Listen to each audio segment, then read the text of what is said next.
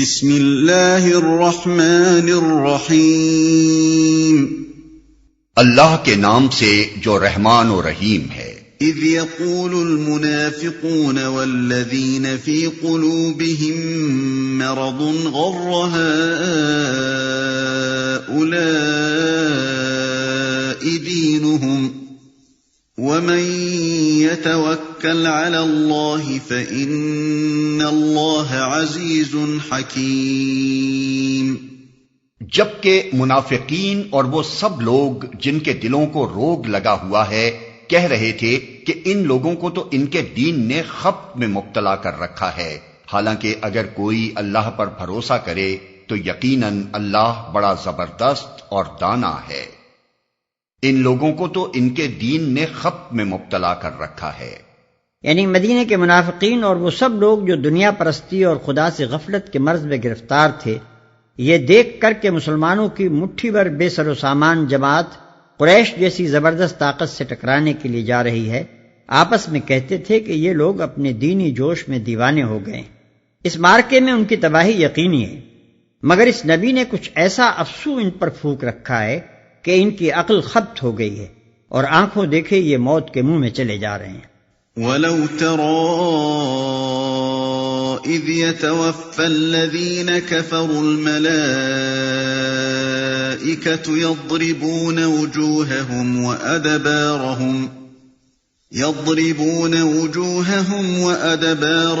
وَذُوقُوا عَذَابَ الْحَرِيقِ ذَلِكَ بِمَا قَدَّمَتْ أَيْدِيكُمْ وَأَنَّ اللَّهَ لَيْسَ بِظَلَّامٍ لِّلْعَبِيدِ۔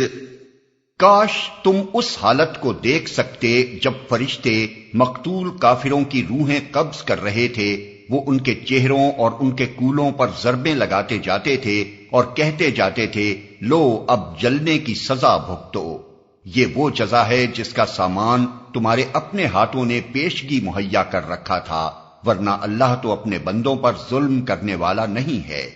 كَدَأْبِ آلِ فِرْعَوْنَ وَالَّذِينَ مِن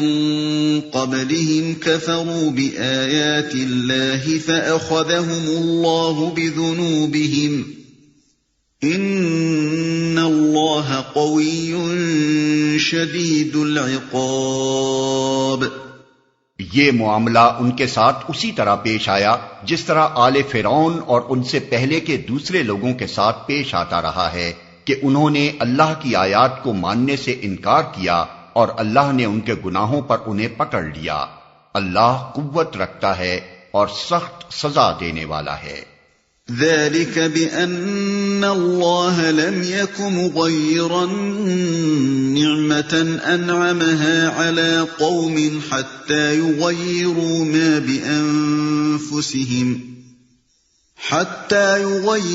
مَا بِأَنفُسِهِمْ وَأَنَّ اللَّهَ سَمِيعٌ عَلِيمٌ۔ یہ اللہ کی اس سنت کے مطابق ہوا کہ وہ کسی نعمت کو جو اس نے کسی قوم کو عطا کی ہو اس وقت تک نہیں بدلتا جب تک کہ وہ قوم خود اپنے طرز عمل کو نہیں بدل دیتی۔ اللہ سب کچھ سننے اور جاننے والا ہے، جب تک کہ وہ قوم خود اپنے طرز عمل کو نہیں بدل دیتی۔ یعنی جب تک کوئی قوم اپنے آپ کو پوری طرح اللہ کی نعمت کا غیر مستحق نہیں بنا دیتی، اللہ اس سے اپنی نعمت سلب نہیں کیا کرتا۔ كَدَأْبِ آلِ فِرْعَوْنَ وَالَّذِينَ مِن قَبْلِهِمْ كَذَّبُوا بِآيَاتِ رَبِّهِمْ فَأَهْلَكْنَاهُم بِذُنُوبِهِمْ وَأَغْرَقْنَا آلَ فِرْعَوْنَ وَكُلٌّ كَانُوا ظَالِمِينَ۔ آل فرعون اور ان سے پہلے کی قوموں کے ساتھ جو کچھ پیش آیا وہ اسی ضابطے کے مطابق تھا، انہوں نے اپنے رب کی آیات کو جھٹلایا، تب ہم نے ان کے گناہوں کی پاداش میں انہیں ہلاک کیا اور آل فرعون کو غرق کر دیا، یہ سب ظالم لوگ تھے۔ ان شر الدواب عند اللہ الذین کفروا فهم لا يؤمنون الذين عاهدت منهم ثم ينقضون عهدهم في كل مرة وهم لا يتقون۔ یقیناً اللہ کے نزدیک زمین پر چلنے والی مخلوق میں سب سے بدتر وہ لوگ ہیں جنہوں نے حق کو ماننے سے انکار کر دیا، پھر کسی طرح وہ اسے قبول کرنے پر تیار نہیں ہیں، خصوصاً ان میں سے وہ لوگ جن کے ساتھ تو نے معاہدہ کیا، پھر وہ ہر موقع پر اس کو توڑتے ہیں اور ذرا خدا کا خوف نہیں کرتے۔ یہاں خاص طور پر اشارہ ہے یہود کی طرف۔ نبی صلی اللہ علیہ وسلم نے مدینہ طیبہ میں تشریف لانے کے بعد سب سے پہلے انہی کے ساتھ حسن جوار اور باہمی تعاون و مددگاری کا معاہدہ کیا تھا، اور اپنی حد تک پوری کوشش کی تھی کہ ان سے خوشگوار تعلقات قائم رہیں۔ نیز دینی حیثیت سے بھی آپ یہود کو مشرکین کی بنسبت اپنے سے قریب تر سمجھتے تھے، اور ہر معاملے میں مشرکین کے بالمقابل اہل کتاب ہی کے طریقے کو ترجیح دیتے تھے، لیکن ان کے علماء اور مشائخ کو توحید خالص اور اخلاق صالحہ کی وہ تبلیغ اور اعتقادی و عملی گمراہیوں پر وہ تنقید اور اقامت دین حق کی وہ سعی جو نبی صلی اللہ علیہ وسلم کر رہے تھے ایک آن نہ بھاتی تھی، اور ان کی پہم کوشش یہ تھی کہ یہ نئی تحریک کسی طرح کامیاب نہ ہونے پائے۔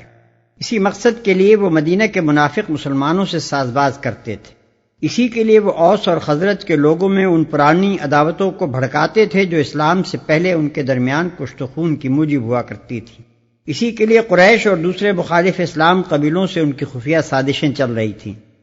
اور یہ سب حرکات اس معاہدہ دوستی کے باوجود ہو رہی تھیں جو نبی صلی اللہ علیہ وسلم اور ان کے درمیان لکھا جا چکا تھا۔ جب جنگ بدر واقع ہوئی تو ابتدا میں ان کو توقع تھی کہ قریش کی پہلی ہی چوٹ اس تحریک کا خاتمہ کر دے گی،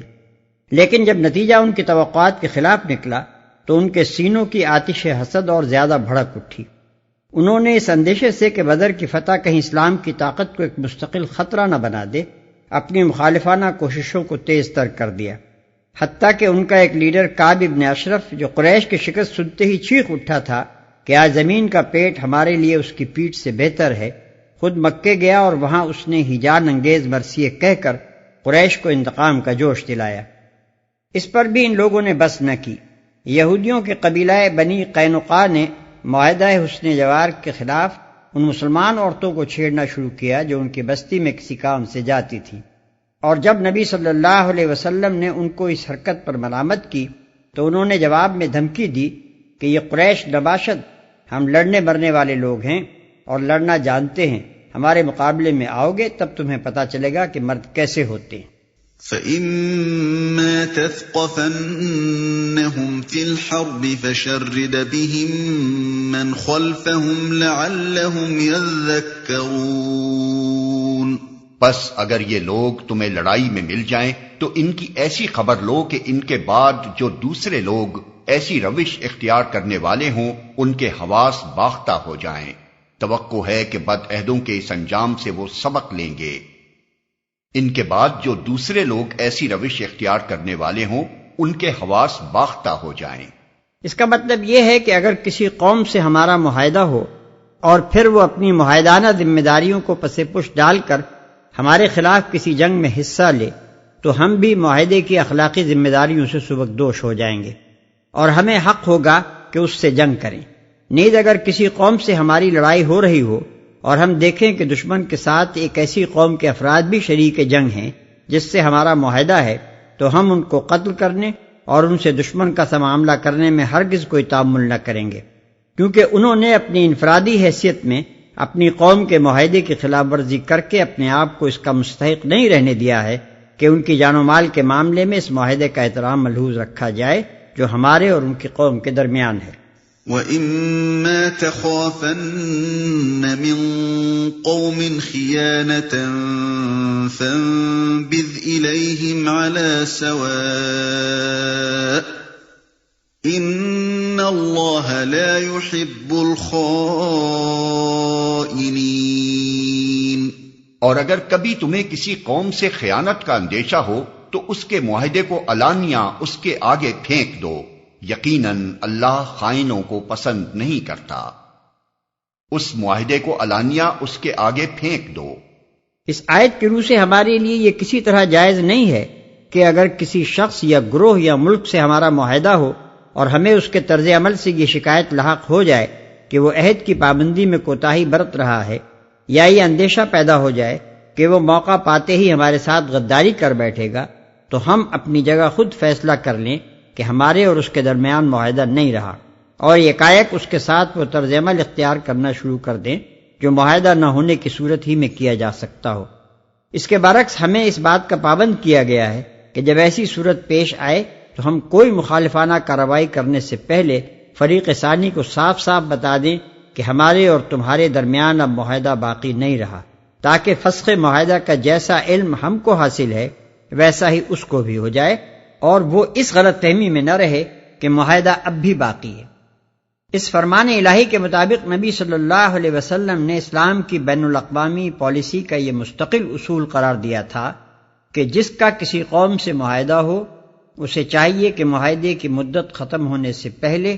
عہد کا بند نہ کھولے، یا نہیں تو ان کا عہد برابری کو ملحوظ رکھتے ہوئے ان کی طرف پھینک دے۔ پھر اسی قاعدے کو آپ نے اور زیادہ پھیلا کر تمام معاملات میں عام اصول یہ قائم کیا تھا کہ جو تجھ سے خیانت کرے تو اس سے خیانت نہ کرے، اور یہ اصول صرف وعدوں میں بیان کرنے اور کتابوں کی زینت بننے کے لیے نہ تھا، بلکہ عملی زندگی میں بھی اس کی پابندی کی جاتی تھی۔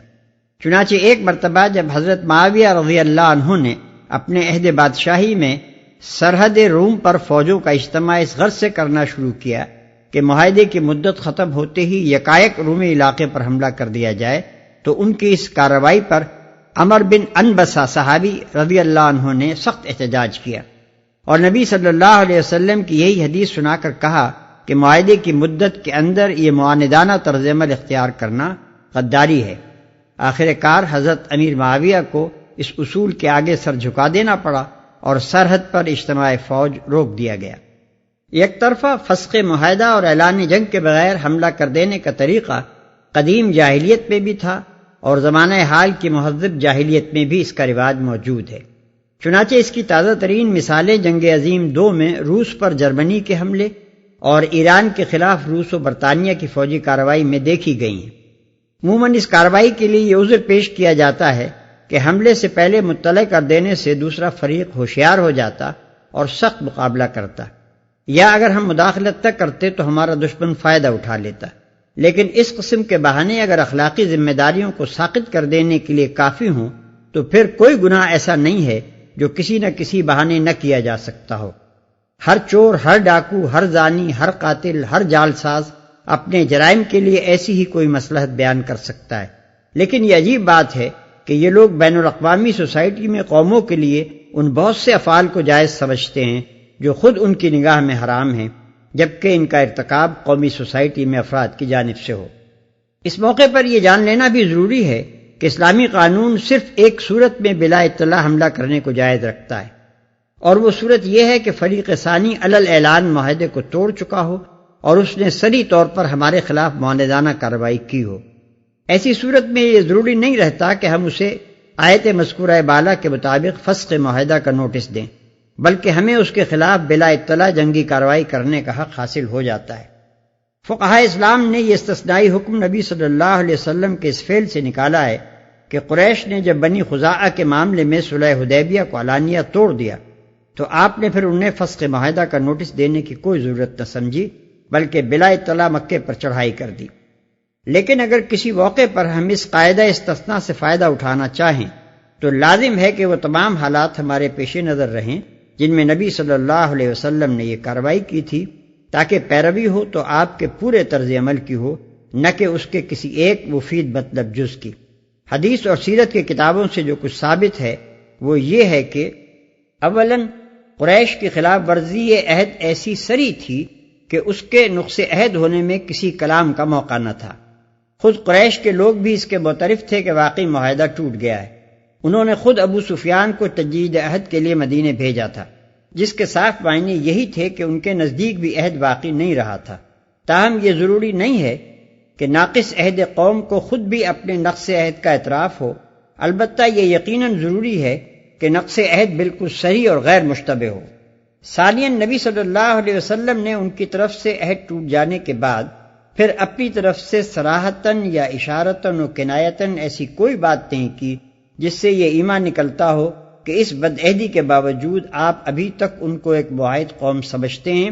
اور ان کے ساتھ آپ کے معاہدانہ روابط اب بھی قائم ہیں۔ تمام روایات بالاتفاق یہ بتاتی ہیں کہ جب ابو سفیان نے مدینہ آ کر تجدید معاہدہ کی درخواست پیش کی تو آپ نے اسے قبول نہیں کیا۔ ثالثاً،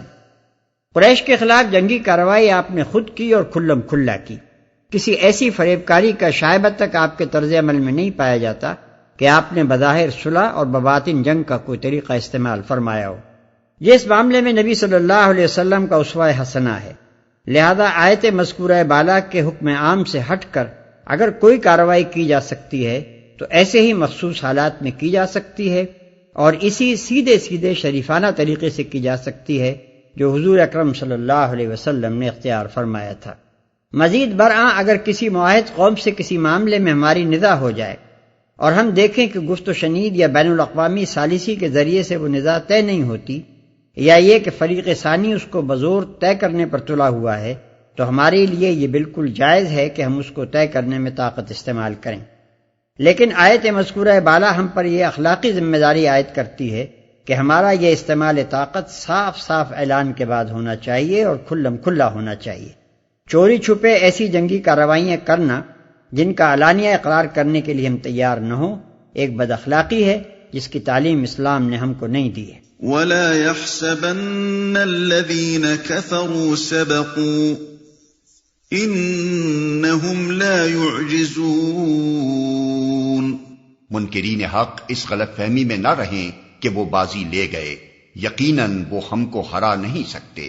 وَأَعِدُّوا لَهُم مَّا اسْتَطَعْتُم مِّن قُوَّةٍ وَمِن رِّبَاطِ الْخَيْلِ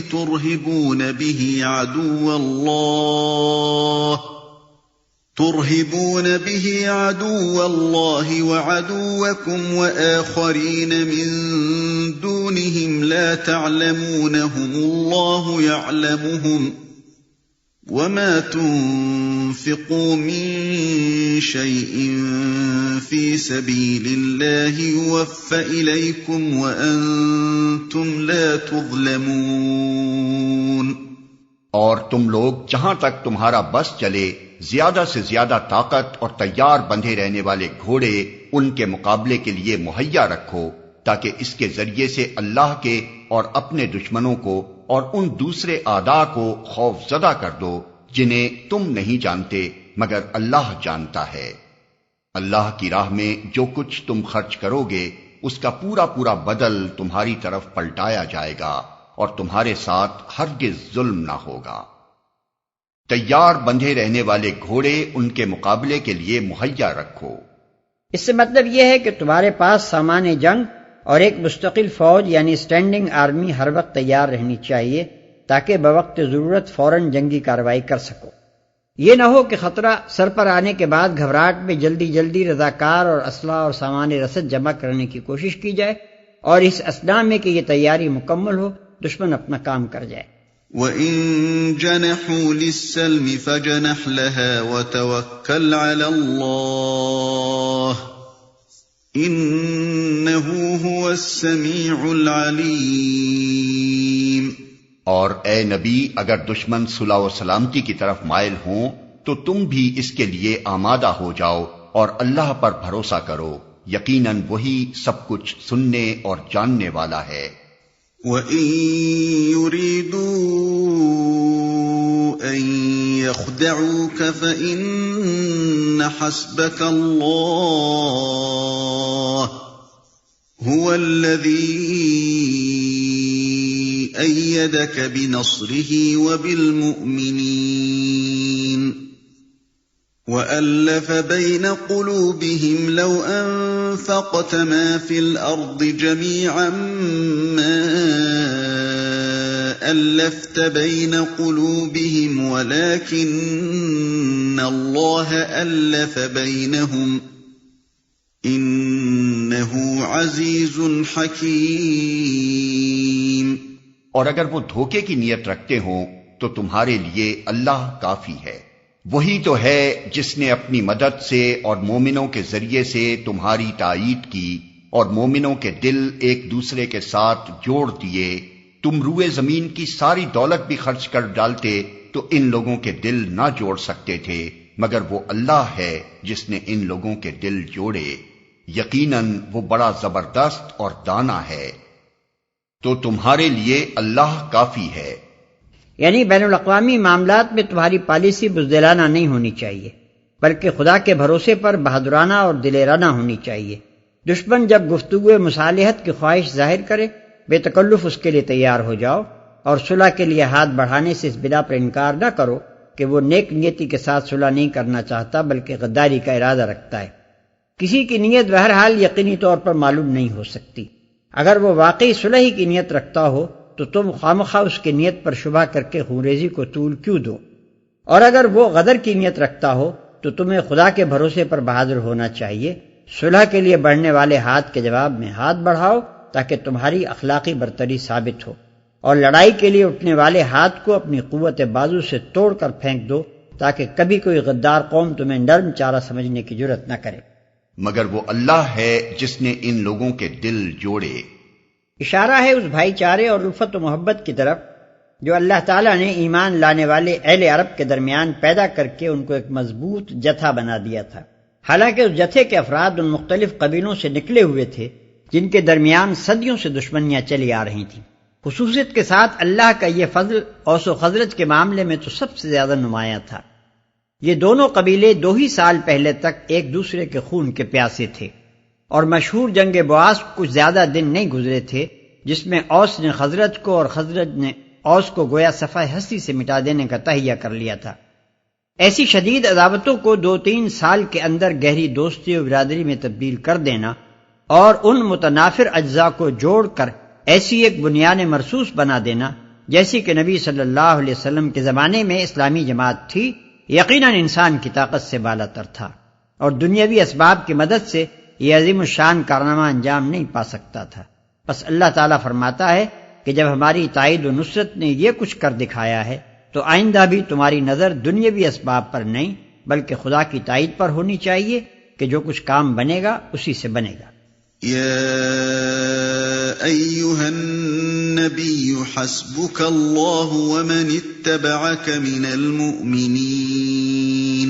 اے نبی، تمہارے لیے اور تمہارے پیرو اہل ایمان کے لیے تو بس اللہ کافی ہے۔ یا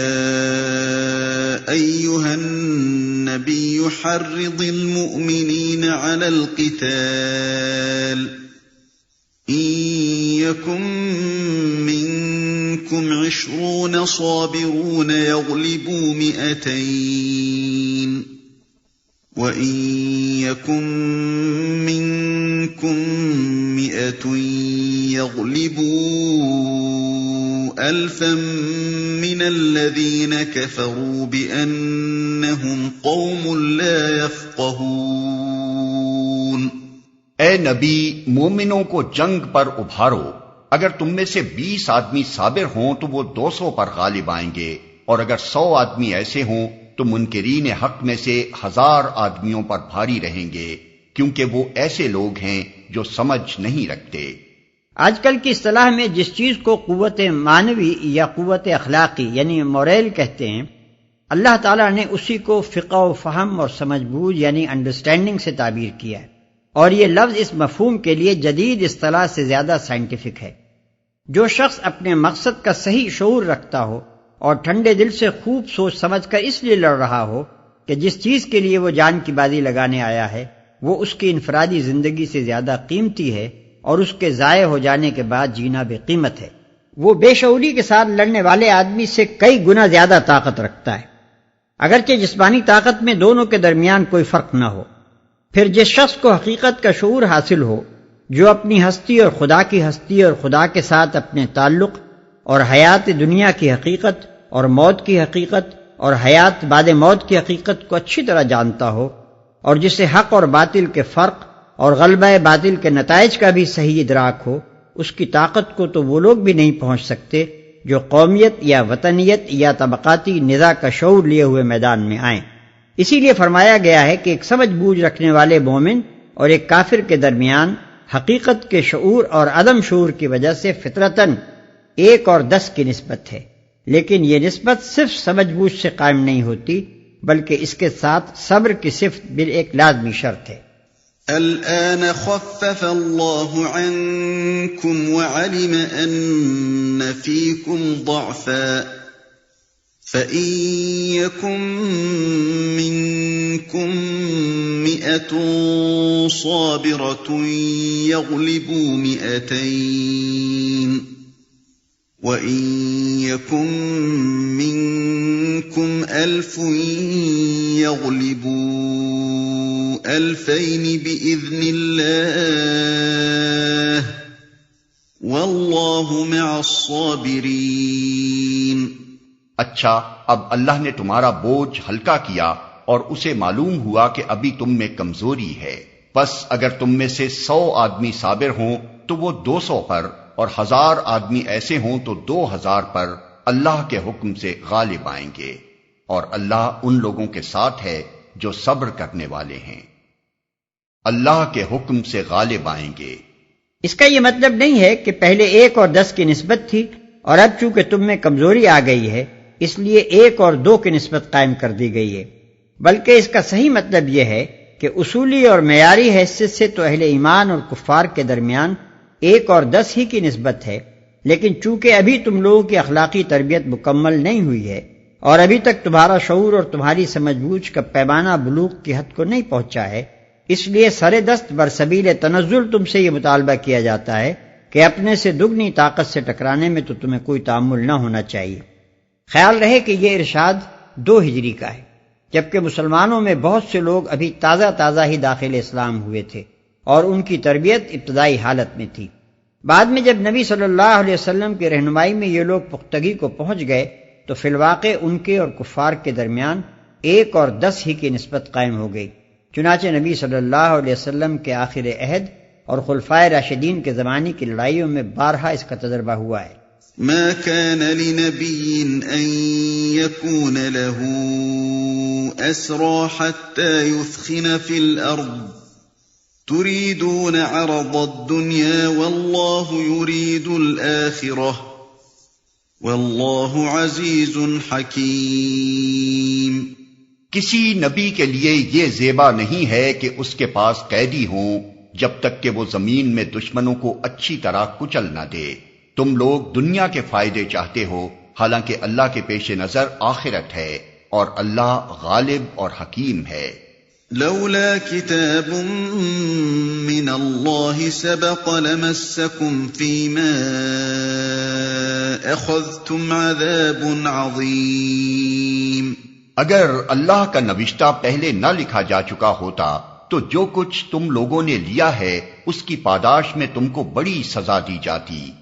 فَكُلُوا مِمَّا غَنِمْتُمْ حَلَالًا طَيِّبًا وَاتَّقُوا اللَّهَ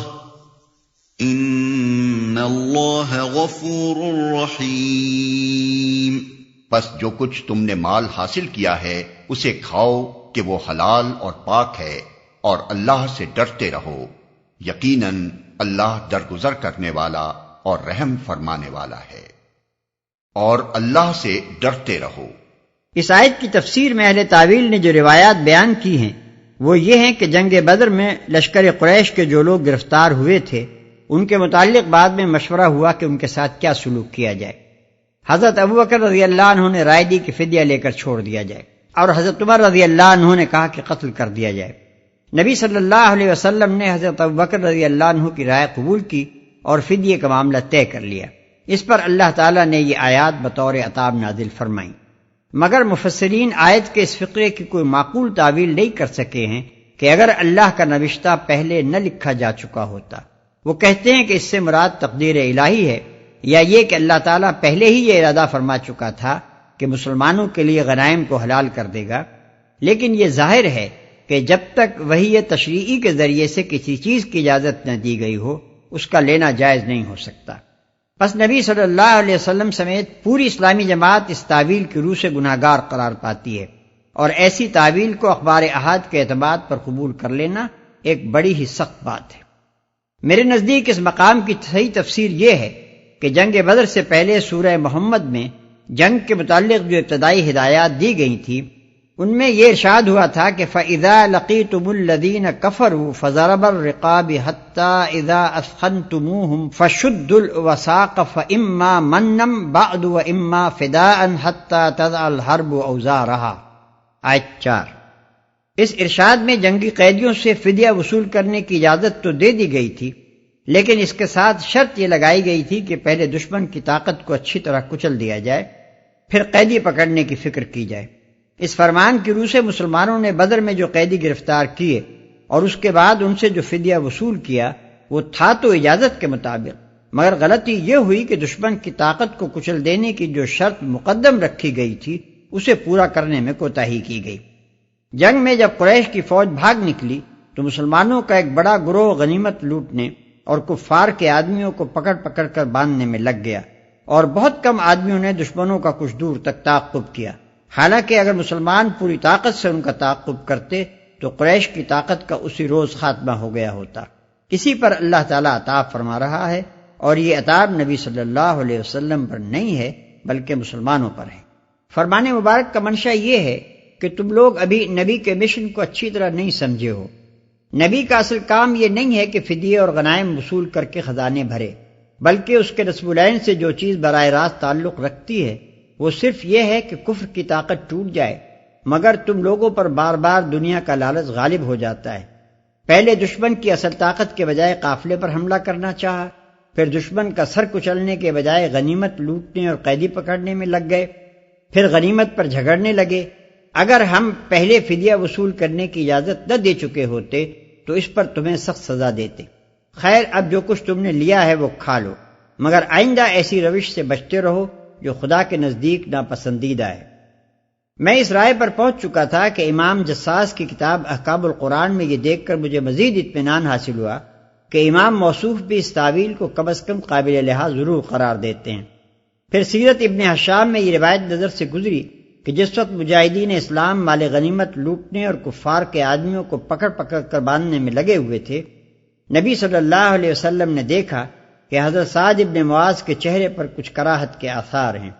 حضور صلی اللہ علیہ وسلم نے ان سے دریافت فرمایا، اے سعد، معلوم ہوتا ہے کہ لوگوں کی یہ کارروائی تمہیں پسند نہیں آ رہی ہے۔ انہوں نے عرض کیا، جی ہاں یا رسول اللہ صلی اللہ علیہ وسلم، یہ پہلا معرکہ ہے جس میں اللہ تعالیٰ نے اہل شرک کو شکست دلوائی ہے۔ اس موقع پر انہیں قیدی بنا کر ان کی جانیں بچا لینے سے زیادہ بہتر یہ تھا کہ ان کو خوب کچل ڈالا جاتا۔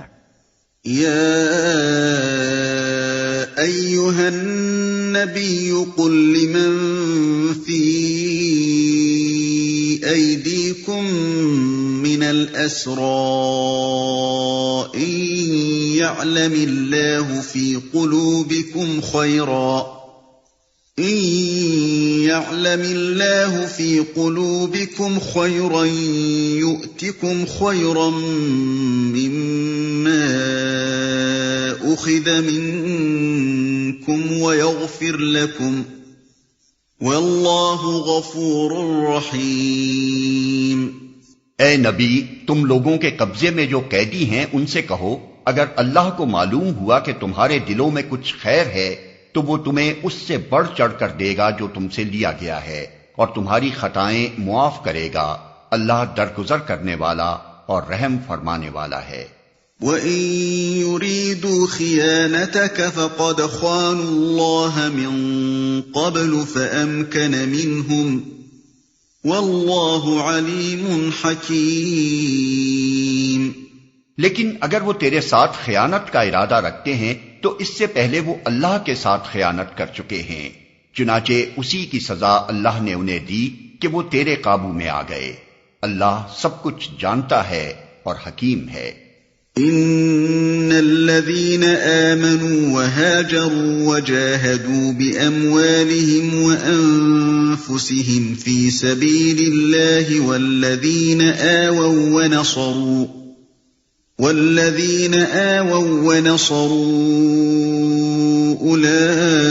أولئك بعضهم أولياء بعض والذين آمنوا ولم يهاجروا ما لكم من ولايتهم من شيء حتى يهاجروا وَإِنِ اسْتَنصَرُوكُمْ فِي الدِّينِ فَعَلَيْكُمُ النَّصْرُ إِلَّا عَلَى قَوْمٍ بَيْنَكُمْ وَبَيْنَهُم مِّيثَاقٌ وَاللَّهُ بِمَا تَعْمَلُونَ بَصِيرٌ۔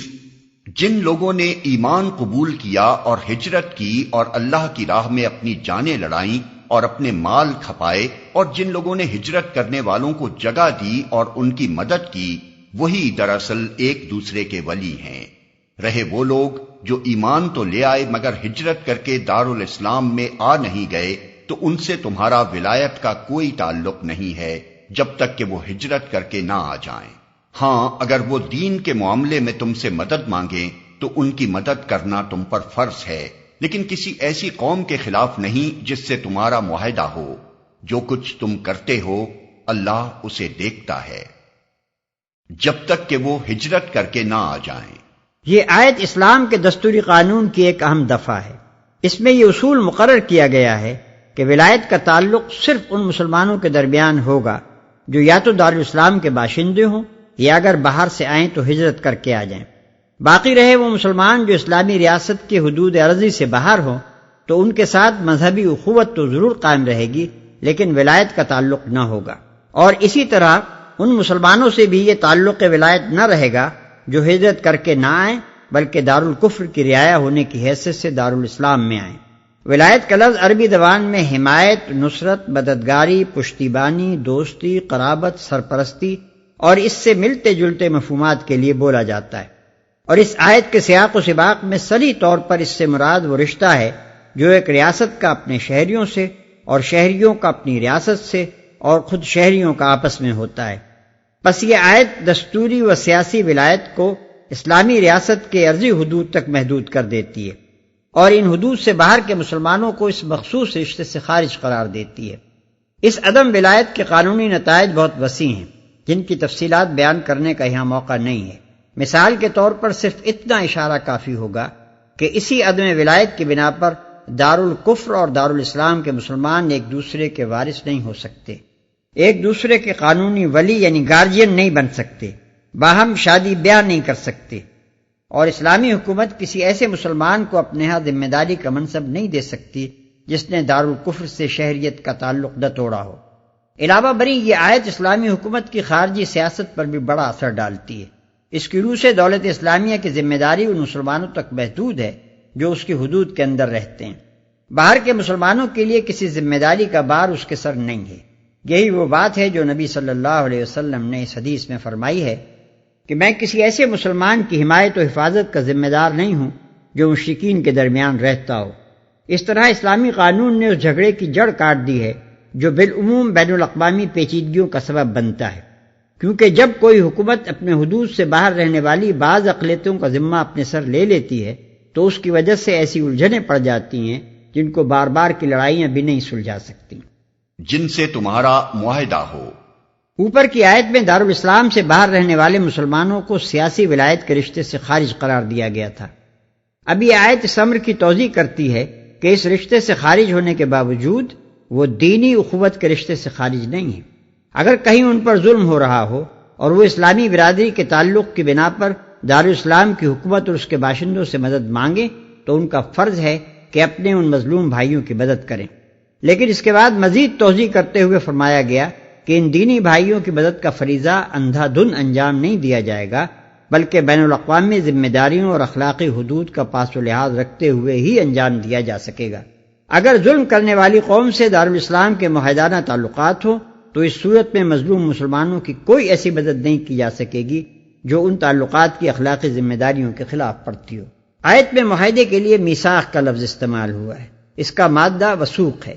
جو عربی زبان کی طرح اردو زبان میں بھی بھروسے اور اعتماد کے لیے استعمال ہوتا ہے۔ میثاق ہر اس چیز کو کہیں گے جس کی بنا پر کوئی قوم بطریق معروف یہ اعتماد کرنے میں حق بجانب ہو کہ ہمارے اور اس کے درمیان جنگ نہیں ہے، قطع نظر اس سے کہ ہمارا اس کے ساتھ صریح طور پر عدم محاربے کا عہد و پیمان ہوا ہو یا نہ ہوا ہو۔ پھر آیت میں بینکم و بینہم میثاق کے الفاظ ارشاد ہوئے، یعنی تمہارے اور ان کے درمیان معاہدہ ہو۔ اس سے یہ صاف مترشح ہوتا ہے کہ دارالاسلام کی حکومت نے جو معاہدانہ تعلقات کسی غیر مسلم حکومت سے قائم کیے ہوں وہ صرف دو حکومت کے تعلقات ہی نہیں ہیں بلکہ دو قوموں کے تعلقات بھی ہیں، اور ان کی اخلاقی ذمہ داریوں میں مسلمان حکومت کے ساتھ مسلمان قوم اور اس کے افراد بھی شریک ہیں۔ اسلامی شریعت اس بات کو قطعاً جائز نہیں رکھتی کہ مسلم حکومت جو معاملات کسی ملک یا کسی قوم سے طے کرے ان کی اخلاقی ذمہ داریوں سے مسلمان قوم یا اس کے افراد سبکدوش رہیں۔ البتہ حکومت دارالاسلام کے معاہدات کی پابندیاں صرف ان مسلمانوں پر ہی عائد ہوں گی جو اس حکومت کے دائرۂ عمل میں رہتے ہوں۔ اس دائرے سے باہر دنیا کے باقی مسلمان کسی طرح بھی ان ذمہ داریوں میں شریک نہ ہوں گے۔ یہی وجہ ہے کہ حدیبیہ میں جو صلح نبی صلی اللہ علیہ وسلم نے کفار مکہ سے کی تھی اس کی بنا پر کوئی پابندی حضرت ابو بصیر اور ابو جندل اور دوسرے مسلمانوں پر عائد نہیں ہوئی جو دارالاسلام کی رعایا نہ تھے۔ والذین کفروا بعضهم اولیاء بعض الا تفعلوه تکن فتنة فی الارض وفساد کبیر۔ جو لوگ منکر حق ہیں وہ ایک دوسرے کی حمایت کرتے ہیں، اگر تم یہ نہ کرو گے تو زمین میں فتنہ اور بڑا فساد برپا ہوگا۔ اس فقرے کا تعلق اگر قریب ترین فقرے سے مانا جائے تو مطلب یہ ہوگا کہ جس طرح کفار ایک دوسرے کی حمایت کرتے ہیں، اگر تم اہل ایمان اسی طرح آپس میں ایک دوسرے کی حمایت نہ کرو تو زمین میں فتنہ اور فساد عظیم برپا ہوگا۔ اور اگر اس کا تعلق ان تمام ہدایات سے مانا جائے جو آیت 72 سے یہاں تک دی گئی ہیں تو اس ارشاد کا مطلب یہ ہوگا کہ اگر دارالاسلام کے مسلمان ایک دوسرے کے ولی نہ بنے اور اگر ہجرت کر کے دارالاسلام میں نہ آنے والے اور دارالکفر میں مقیم رہنے والے مسلمانوں کو اہل دارالاسلام اپنی سیاسی ولایت سے خارج نہ سمجھیں، اور اگر باہر کے مظلوم مسلمانوں کی مدد مانگنے پر ان کی مدد نہ کی جائے، اور اگر اس کے ساتھ ساتھ اس قاعدے کی پابندی بھی نہ کی جائے کہ جس قوم سے مسلمانوں کا معاہدہ ہو اس کے خلاف مدد مانگنے والے مسلمانوں کی مدد نہ کی جائے گی، اور اگر مسلمان کافروں سے موالات کا تعلق ختم نہ کریں تو زمین میں فتنہ اور فساد عظیم برپا ہوگا۔ والذین آمنوا وهاجروا وجاهدوا في سبيل الله والذین آووا ونصروا أولئك هم المؤمنون حقا لهم مغفرة ورزق کریم۔ جو لوگ ایمان لائے اور جنہوں نے اللہ کی راہ میں گھر بار چھوڑے اور جد و جہد کی اور جنہوں نے پناہ دی اور مدد کی وہی سچے مومن ہیں، ان کے لیے خطاؤں سے درگزر ہے اور بہترین رزق ہے۔ والذین آمنوا من بعد وهاجروا وجاهدوا معكم فأولئك منكم وَأُولُو الْأَرْحَامِ بَعْضُهُمْ أَوْلَى بِبَعْضٍ فِي كِتَابِ اللَّهِ إِنَّ اللَّهَ بِكُلِّ شَيْءٍ عَلِيمٌ۔ اور جو لوگ بعد میں ایمان لائے اور ہجرت کر کے آ گئے اور تمہارے ساتھ مل کر جد و جہد کرنے لگے وہ بھی تم ہی میں شامل ہیں، مگر اللہ کی کتاب میں خون کے رشتہ دار ایک دوسرے کے زیادہ حقدار ہیں، یقیناً اللہ ہر چیز کو جانتا ہے۔ مگر اللہ کی کتاب میں خون کے رشتہ دار ایک دوسرے کے زیادہ حقدار ہیں۔ مراد یہ ہے کہ اسلامی بھائی چارے کی بنا پر میراث قائم نہ ہوگی، اور نہ وہ حقوق جو نسب اور مساہرت کے تعلق کی بنا پر عائد ہوتے ہیں دینی بھائیوں کو ایک دوسرے کے معاملے میں حاصل ہوں گے۔ ان امور میں اسلامی تعلق کے بجائے رشتہ داری کا تعلق ہی قانونی حقوق کی بنیاد رہے گا۔ یہ ارشاد اس بنا پر فرمایا گیا ہے کہ ہجرت کے بعد نبی صلی اللہ علیہ وسلم نے مہاجرین اور انصار کے درمیان جو مواخات کرائی تھی اس کی وجہ سے بعض لوگ یہ خیال کر رہے تھے کہ یہ دینی بھائی ایک دوسرے کے وارث بھی ہوں گے۔